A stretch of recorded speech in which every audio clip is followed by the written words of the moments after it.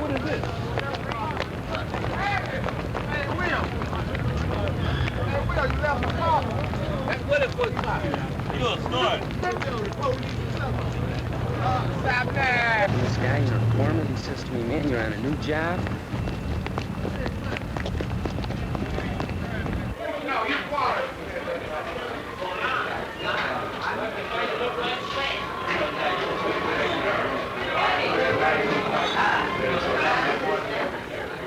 It's a fact that millions of working people suffer from mental and emotional illnesses. And it's no secret that we've got a serious drug problem. More than half of that problem can be traced to one drug in particular. It's called alcohol. Drink alone or when I'm with somebody. I only drink for laughs and buddy, that's the truth. So far I've laughed away the things you call important, but you'll never see me laugh away my youth. I only drink alone or when I'm with somebody. I only drink for laughs and buddy, that's the truth. So far I've laughed away the things you call important, but you'll never see me laugh away my youth.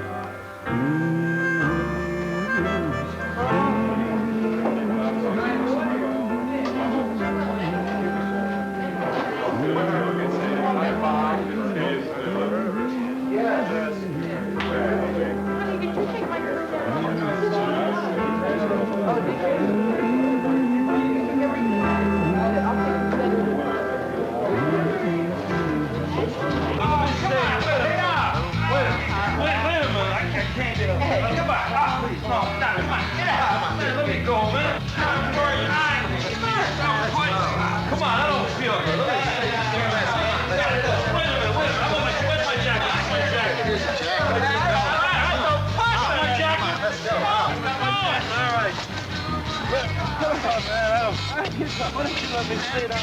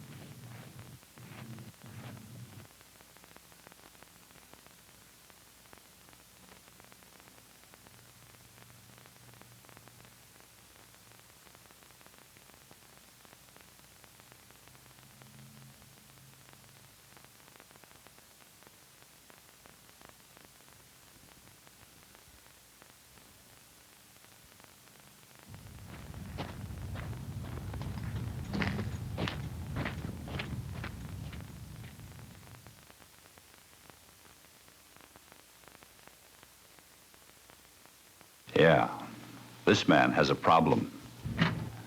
And now, his problem is your problem. Something's going on. Something's going wrong. Something's wrong with my life. Something in my head makes me think I'm dead. Something's wrong with my life.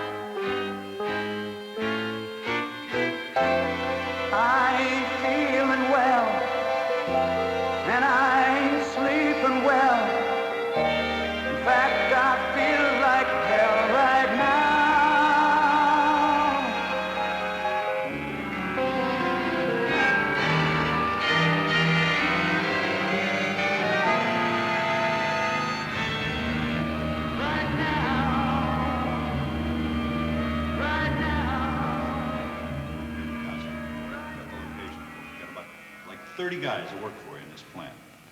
They're all pretty good work, but you got a few that goof off on you. This guy's got a drinking problem. He goes out to lunch, tipples a couple, comes back, slows down on the job. As soon as his productivity goes down, your job is in jeopardy.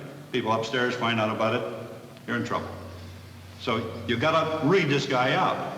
Okay. Okay? Right. Go ahead. Given me a big problem, Andy, and I just can't ignore it anymore. You gotta do something about your drinking.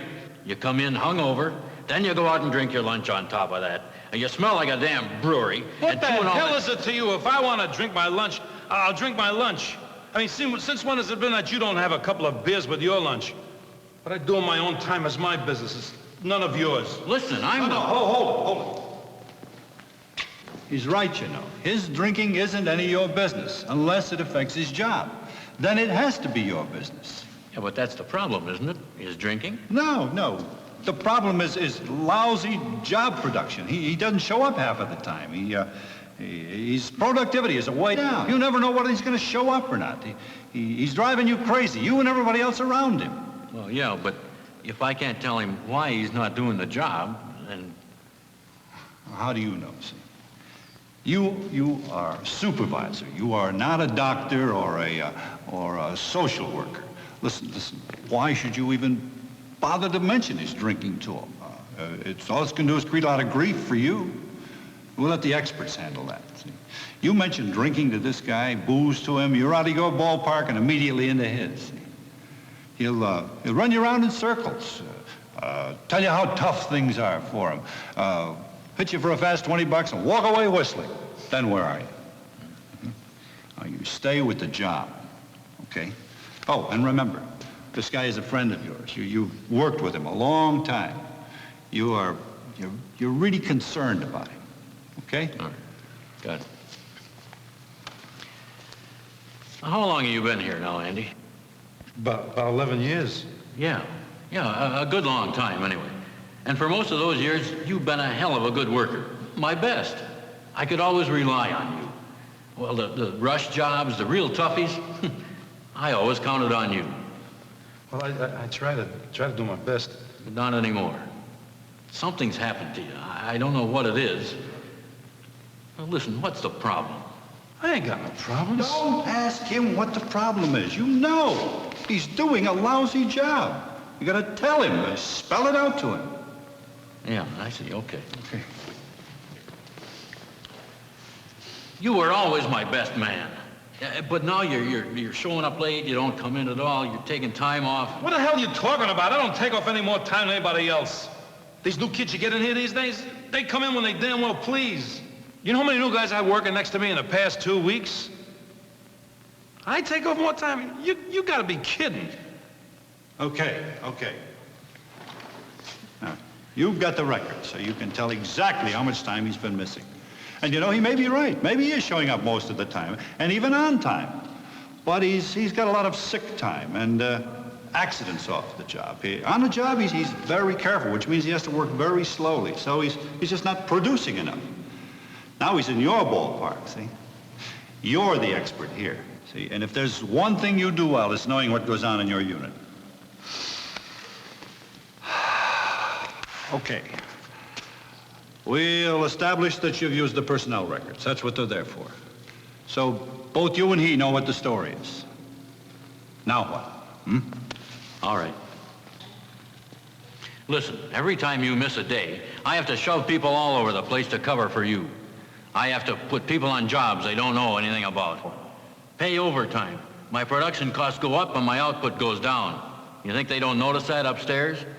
You're not only screwing yourself up, you're screwing me up, and it can't go on. Okay, Harry.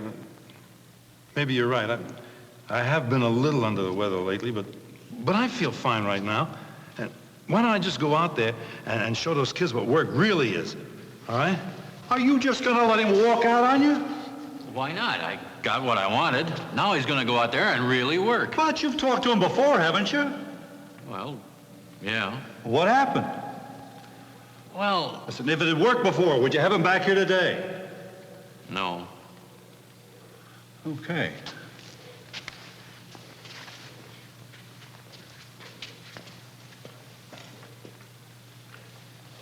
You've tried everything you know. Every standard approach there is. Nothing's worked. He'll straighten out for a while, maybe. Then what happens? Same old story. Right. So now is the time to use the new tool the company gave you. The troubled employee thing? Right. This is your answer for people who don't respond to anything else. Now, there's no new work for you. You just supervise your people to make sure they're doing their jobs well. But with this kind of a program, see, you can get him to an expert, somebody that can really help him. And he needs help. Well, yeah, but it's just that I hate to... Have somebody else handle one of your problems? Yeah, I guess. Listen, you really do care about Andy now, don't you? Why, yes, of course I do. Good. You see, if he's an alcoholic, he's not going to get any better. He's going to get worse. He needs help, see? So it's up to you to get him in on the program. Why me? I've got enough to do. Because there's nobody in a better position to do it. You're the one who can get him to treatment, see? You can make it a condition of employment. Either he gets the help he needs, the help the company's supplying, or he doesn't keep his job. Oh, great. Now, first you were talking about helping him, and now you say fire him. Some help. What about the union? Well, the union and the company have been working together on this. They both want exactly the same thing. They both want him healthy and working. Can you afford to keep him on if he doesn't improve? Well, no. Okay.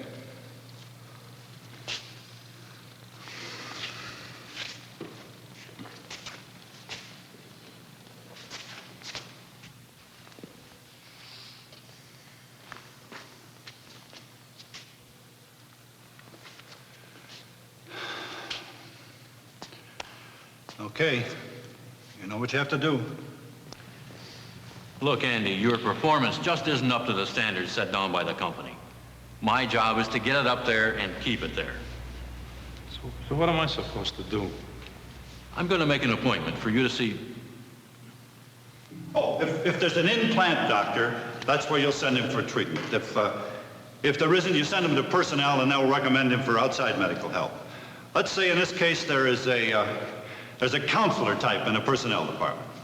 Okay? I want you to see Mr. Weston in personnel. Who's he? No, he's a personnel counselor. What do you mean that's where I go to get fired? Look, Andy, his job is to help you keep your job. Yeah. He's not going to fire you. Yeah. Oh, look, man, the company has an investment in you. You're trained, you're experienced, you're valuable. It's a lot better for me to keep you on the job, if it's up to standard. So what happens if I don't see this guy? Well, what do you think? That's it? That's it. If it were any other way, I wouldn't be much of a supervisor. I'm going to make an appointment for you at 8:30 in the morning. Keep it, Andy. I don't want to lose you.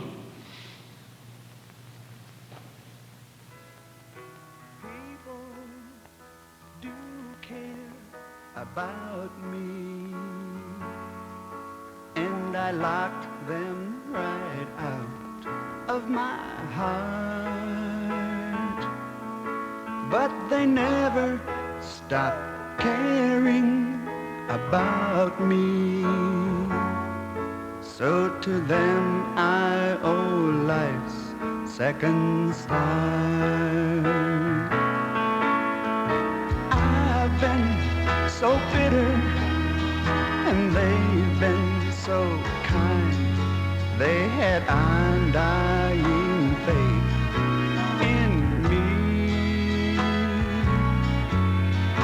They've been so patient and I've been so short.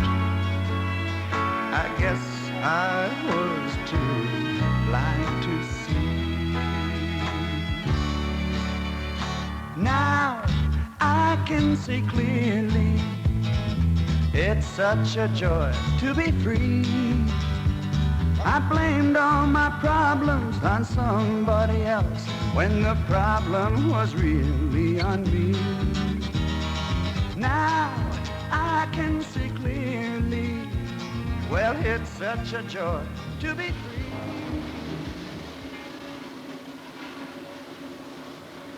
he's back. And now the last thing he needs is special attention.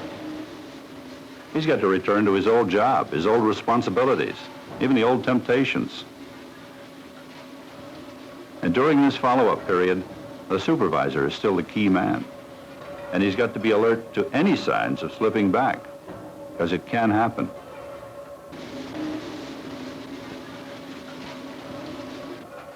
But in most cases, the problem drinker in industry can make it, all the way back. And it's because a supervisor simply did his job, with knowledge, awareness, and understanding. It's you, the supervisor, who makes recovery possible. Only you can help the problem drinker face the truth and accept treatment. You've got a job to do. Here's to you.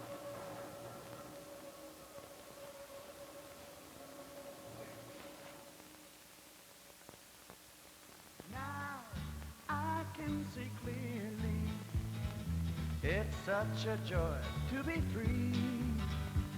I blamed all my problems on somebody else when the problem was really on me. Now I can see clearly.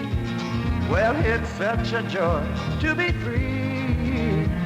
I blamed all my problems on somebody else when the problem was really with me. Now I can see clearly. It's such a joy to be free. I blamed all my problems on somebody else when the problem was really on me.